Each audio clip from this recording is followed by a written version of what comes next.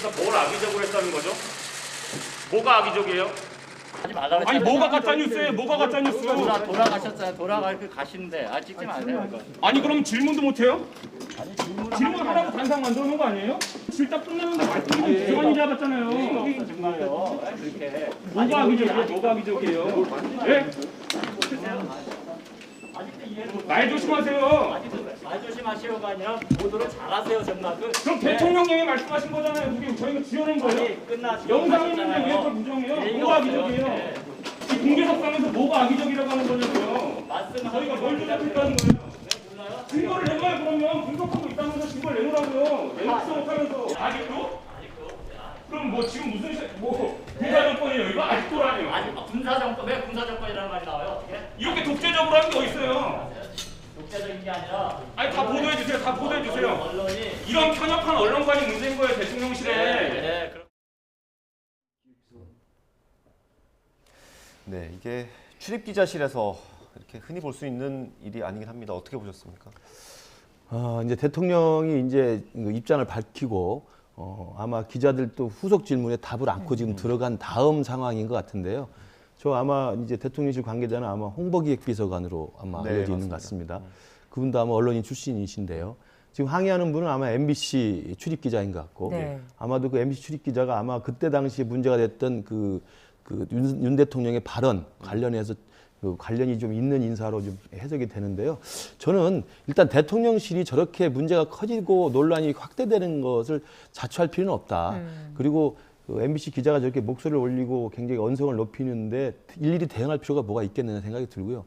또 하나는 그 MBC 출입 기자께서도 제가 지금 화면으로만 봤을 때는 너무 좀 정치적으로 이 사태를 좀 확대시키려고 하는 의도성이 좀 보입니다. 대통령이 답변을 안 하고 들어갈 수 있는 건 답안서로 있는 거 아니겠습니까? 네. 근데 거기에 목소리를 높여서 화를 낸 듯한 이야기를 했고 예. 물론 거기에 그 대통령실의 비서관도 대꾸를 안 했으면 뭐 간단히 해결됐을 문제일 텐데 대꾸를 하니까 이제 기다렸다는 듯이 아마 저렇게 정치적인 성향을 보이면서 정치적으로 이렇게 논란이 될 만한 이야기를 하면서 결국은 급기야 군사정권 이야기까지 나오는 거 아니겠습니까? 네. 참 안타까운 모습입니다. 저렇기 때문에 MBC 측에서도 너무나 정치적으로 편향돼 있다는 국민들의 따가운 시선이 생길 수밖에 없다고 네. 생각합니다. 그러나 언론 자체가 저러는 것 국민들이 그냥 다 판단하기 때문에요. 대통령실이 그래도 우리 대한민국의 최고 권력기관이기 때문에 대꾸할 필요가 없다. 아까 말씀드린 것처럼 선의의 무시정책 또는 악의의 무시정책이 답이다 이렇게 생각합니다. 예. 이번 순방 취재 논란에 이어서 또 다른 논란도 불거졌습니다. 김상훈 국민의힘 비대위원이 그 MBC의 광고를 중단해야 한다라는 취지의 발언을 했는데 일단 당은 공식 입장이 아니라면서 좀 진화에 나서기는 했지만 파문은 계속해서 좀 커지는 모습이거든요. 이게 당론일 수가 없는 거죠. 만약에 이런 부분을 당론으로 채택한다면 뭐 이미 정당이 아닌 거죠. 민주주의 정당의 모습은 아닌 거예요. 뭐 같은 얘기의 반복이긴 한데 MBC의 논조가 아무리 그렇다 하더라도 광고를 중단시켜야 된다는 말은요. 그건 현재 정당 정치에서 있을 수 없어요. 네. 현재 이 정치라는 게 정치 커뮤니케이션이라는 게 있잖아요. 네. 정치와 언론, 커뮤니케이션이 같이 돌아가는 정치 구조가 현대 민주주의 정치의 제도예요. 골간이란 말이에요. 네. 근데 지금 특정 언론을 가지고 그리고 이제 김상훈 의원이 비대위원이잖아요. 예. 국민의힘의 비대위원이면 나름대로 영향력이 있는 자리란 말이에요. 책임이 있는 자리인데 거기에 있는 분이 저렇게 특정 언론사를 거론하면서 광고를 하면 안 된다? 그건 말할 권리가 없죠. 저런 발언들이 자꾸 오히려 대통령의 입지를 전 또 협소하게 만드는 게 아닌가 생각이 들어요. 대통령이 저렇게 화를 내더라도 정당에서는 좀 다른 목소리를 좀 내면서 오히려 그걸 보완하면 그게 이제 어느 정도 이 상호 대응 관계가 되지 않겠어요? 근데 저 부분을 글쎄 뒷받침하려고 했는지 모르겠습니다만 누가 봐도 그거는 좀 과하잖아요. MBC가 아무리 대통령실과는 맞지 않는 대통령 그리고 정부에 대해서 정권에 대해서 비판적인 발언을 한다 하더라도 예. 거기 광고 주지 말아라. 예. 그거는 제가 언뜻 보면서 제가 고등학생 때 그 동아일보 그 백지 광고 사건이 있었어요. 고1 예. 때 74년도.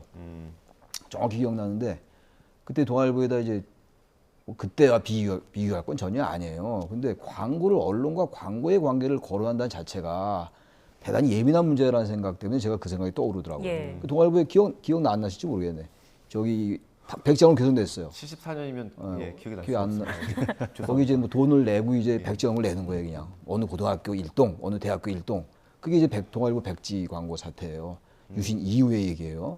그건 전혀 아닙니다만 왜 이 집권당의 비대위원이 그렇게 광고를 거론하냐고요. 자꾸만 이렇게 되니까 MBC만 자꾸 무슨 엄청난 그 정권에 대해서 뭐 대단한 얘기를 하는 것처럼 비치잖아요. 네. 그렇지도 않았던 게 사실인데 예. 굳이 왜 MBC의 영향력을 키우는 쪽으로 가느냐 이런 얘기죠. 그래서 이 비대위원도 그렇고 지금 정권이 보다 포용적으로 그리고 있는 그대로 놔두세요. 놔두면은 저절로 아까 우리 김 교수님 말씀처럼 시청자 국민들이 다 판단하는 거예요. 그럼 시청률이 떨어지면 광고가 안 갈 거 아니에요.